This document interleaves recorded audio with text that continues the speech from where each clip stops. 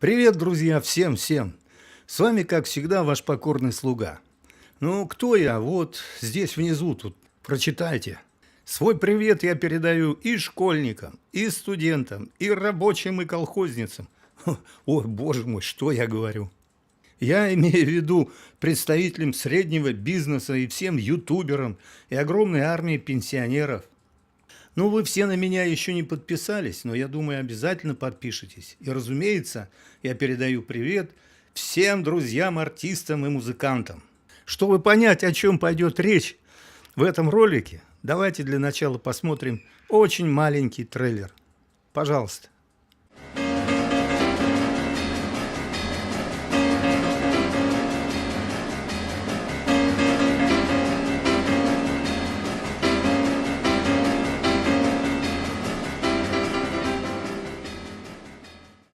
Прежде чем показать вам мою старую, никому неизвестную песню о старом кино, я бы хотел все-таки немного рассказать, что привело меня к этому. Только когда вы прослушаете песню мою, ну, не сочтите меня за бывшего коммуниста или сталиниста, или поклонника нашей исчезнувшей страны под названием СССР. Все дело в том, что я остался до сих пор верен искусству соцреализма.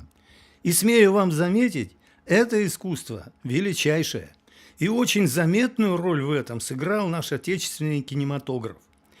Кино 30-х, 40-х, 50-х, 60-х годов прошлого столетия – это классика отечественного кинематографа, которая до сих пор понятна абсолютно всем. Так все-таки что же заставило меня написать такую песню? А все очень просто.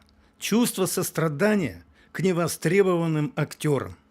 Профессия актера всегда имеет риск, я имею в виду то, что она ненадежная. В истории кино есть масса актеров, которые прославились, буквально сыграв только одну роль в каком-то фильме. И все, и больше их никогда и никуда не приглашали. Это также относится и к другим профессиям в искусстве. Это могут быть и художники, и режиссеры, и актеры театров, ну и прочие. Песню эту я написал в начале 90-х годов прошлого века. Это было как раз то время, когда наступила полная разруха в кинематографе. Да и не только там, а вообще-то просто во всем. Трагические судьбы таких великих актеров, как Владимир Ивашов, Георгий Юматов, ну а если раньше, то это Извицкая, Савинова. Все это заставляло меня в какой-то степени переживать за все это. И когда эта песня была записана уже в студии, мои товарищи позвонили Георгию Юматову, чтобы предложить ее, в качестве подарка, что ли. А его ответ был таким: мне, ребята, не до этого, да и у меня и магнитофона-то даже нет. Так что, в общем, извиняйте. Помню, как Зинаида Кириенко просто даже хотела записать сама ее в студии. А самое главное, на юбилейном вечере популярного киноактера Павла Борисовича Винника, с которым я в то время дружил, и был этот вечер в доме Ханжонкова, рядом с метро Маяковская. А у него на этом юбилейном вечере было очень много знаменитых киноактеров и режиссеров. И вот там я спел эту свою песню, и все они отблагодарили меня дружными аплодисментами. Ну вот так.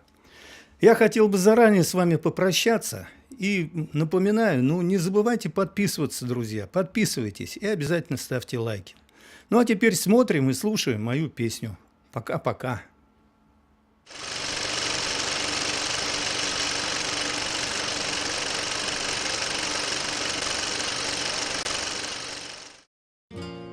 Спасибо вам скажут еще сотни раз. Вы в кино не гнались за модой. Как странно, вы сами не знали тогда, что сделали вы для народа. Сегодня в кино убийство и страх, бандиты и пацаны. Мне верой и правдой служила всегда Кино советской страны мне верой и правдой служило всегда. Кино советской страны.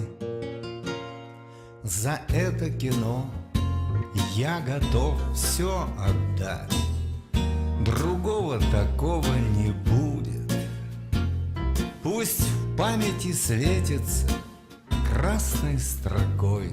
Время придет и рассудит.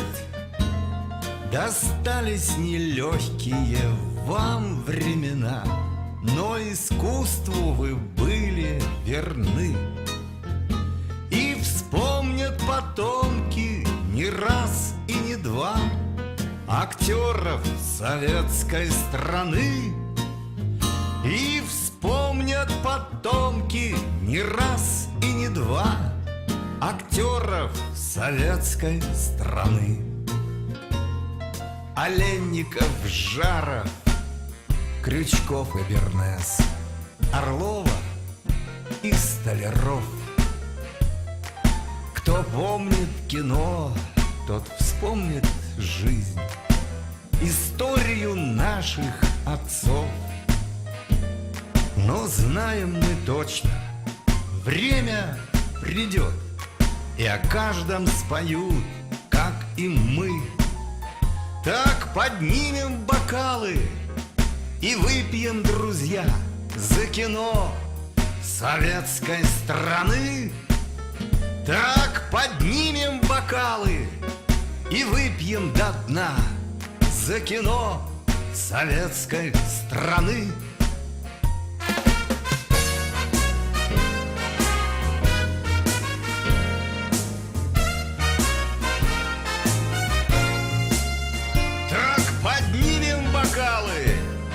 И выпьем до дна за актеров советской страны.